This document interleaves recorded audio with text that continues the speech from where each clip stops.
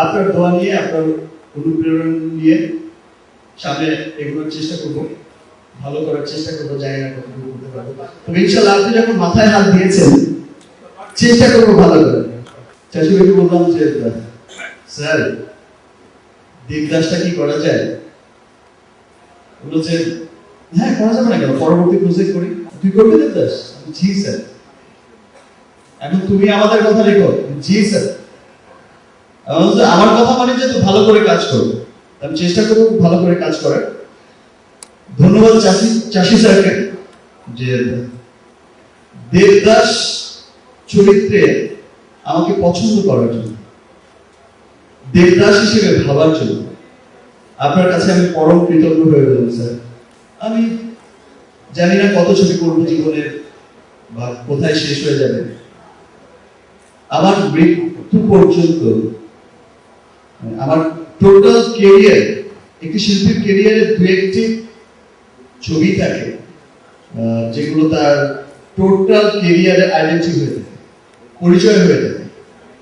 যেমন স্যারের দেবদাস, বাংলার দেবদাস।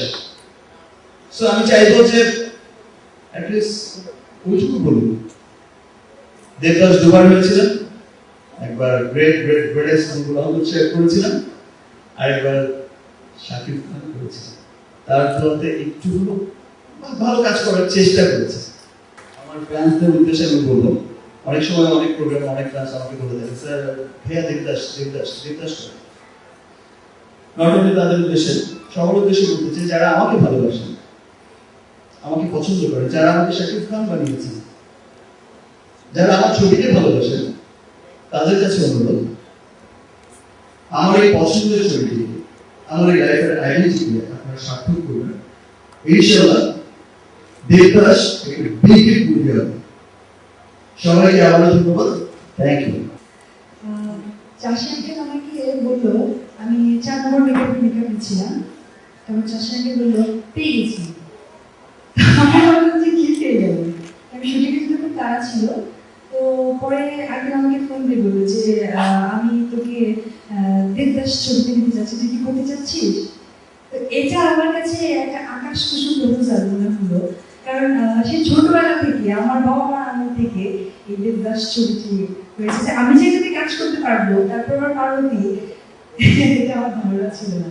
সেজন্য আঙ্কেলকে আমি আঙ্কেলের কাছে সালাম দিই। আর আমি সবার কাছে একটাই দোয়া চাইবো যে আমি এত বড় একটা ক্যারেক্টার করছি, আপনারা দোয়া করবেন যাতে আমি ভালো করতে পারি। এই দোয়া আমি শেষ করছি।